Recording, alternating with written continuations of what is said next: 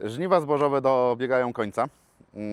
Następnie płynnie będziemy przechodzić w zbiór kukurydzy. Zanim zaczniemy zbierać kukurydzę na ziarno takimi przystawkami jak Capello bądź Ziegler, skupimy się na zbiorze bezrzędowym na kiszonkę. I teraz z tego co wiem, to nawet już kempery były używane dużo wcześniej, czyli na przykład kemper 360 spokojnie nadaje się do zbioru żyta zielonego, a niektórzy nawet ze względu na słabym jakość rzepaku albo bardzo taki niewykrzywiony rzepak musieli go skosić, żeby także zasiać kukurydzę w tamto miejsce, więc co mogli zrobić? Tylko to kemperami na masę zieloną zebrać.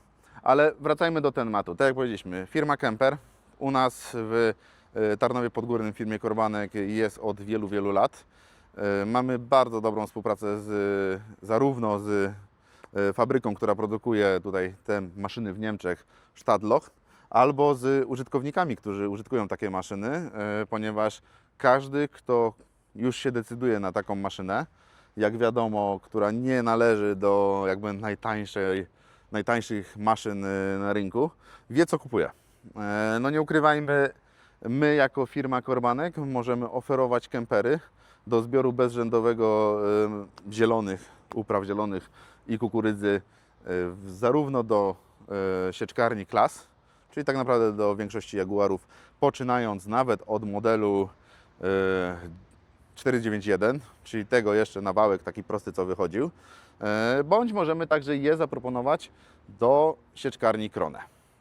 Jak wiadomo, kemper, możecie też spotkać kempera w firmach, które charakteryzują się produkcją maszyn rolniczych, takich jak Fendt, bo na katanach też są kempery, w New Hollandach też jest kemper oraz w John Deere'ach także żółty kolor są to kempery. Czyli można powiedzieć, że na rynku tego zbioru jest niewiele maszyn, które jakby są konkurencją.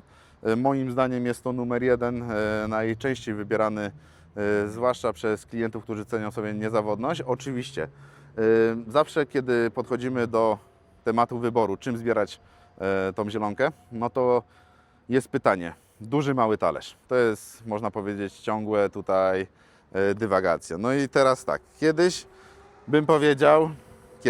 czyli jeszcze kilka lat temu bym powiedział, że mały talerz jest bardziej uniwersalny. O, akurat testowanie pewnie do wydania kombajnu Aupax, ale wracajmy do tematu. Kiedyś bym powiedział, że mały talerz jest bardziej tutaj uniwersalny, gdyż często lepiej sprawdzał się w zachwaszczonej kukurydzie, bądź bardzo dobrze sprawdzał się w zbożach zielonych, czyli młodym życie, jakby ktoś chciał tak z pnia kosić, to niektórzy też kosili sobie to na masę zieloną.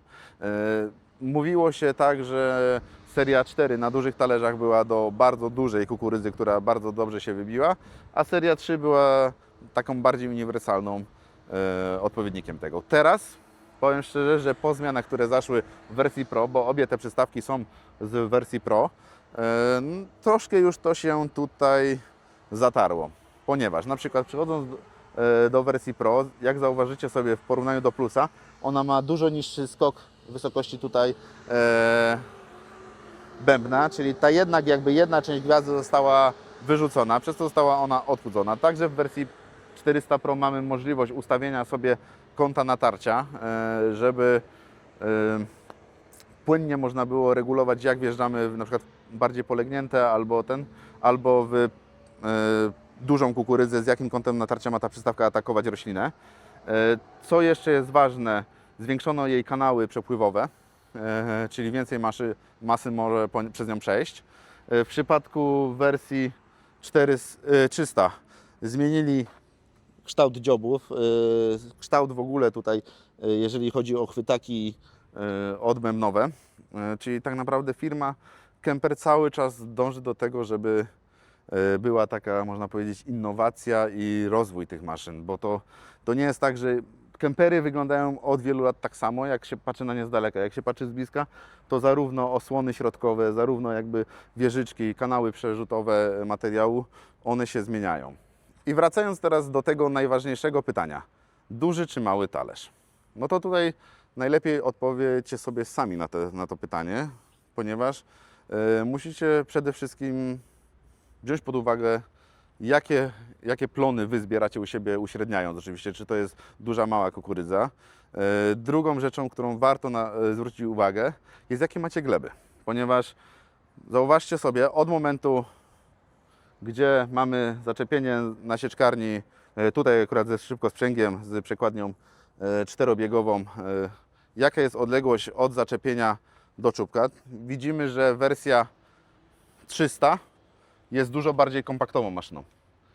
Przez to nacisk na ośkę jest troszkę mniejszy, ale też seria 300 nie przerobi tak dużej ilości materiału jak seria 400 na jednym jakby razie, więc można powiedzieć tak, że spotkałem ludzi, którzy przy serii 300 musieli już iść w na przykład 7,5 metrową przystawkę do na przykład Jaguara 960, gdzie takim samym Jaguarem kosili 460, 6-metrową, trochę bardziej jakby tutaj zwinną przystawką, jeżeli chodzi o szerokość, aczkolwiek bardziej wysuniętą i zwiększającą nacisk na przednią ośkę. Więc tutaj moim zdaniem musicie odpowiedzieć sobie sami, na czym Wam zależy.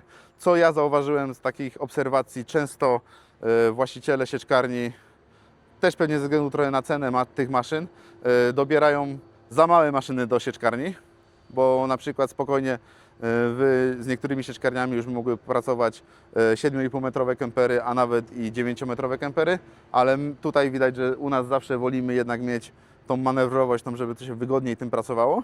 Jeżeli ktoś jest zainteresowany kemperem jeszcze na ten sezon, mam dostępne maszyny do sieczkarni Jaguar od modelu 496 do 502. Jeżeli tak zaczynają się numery WIN Waszej sieczkarni, to spokojnie możemy taką maszynę dopasować od ręki. Czym ona się charakteryzuje? Przeważnie jest to, że już jest napędzana tutaj na multispeedzie sprzęgle kłowym tak zwanym i szybko sprzęgu podczas podłączenia przystawki. Zapraszam do kontaktu do firmy Kormanek i do usłyszenia. Kliknij jeden z polecanych filmów, aby obejrzeć najlepsze produkcje na naszym kanale. Zasubskrybuj kanał, aby być na bieżąco i nie przeoczyć nowego filmu. Nowe filmy dodajemy codziennie o godzinie 6 rano, a shortsy od 17 do 22.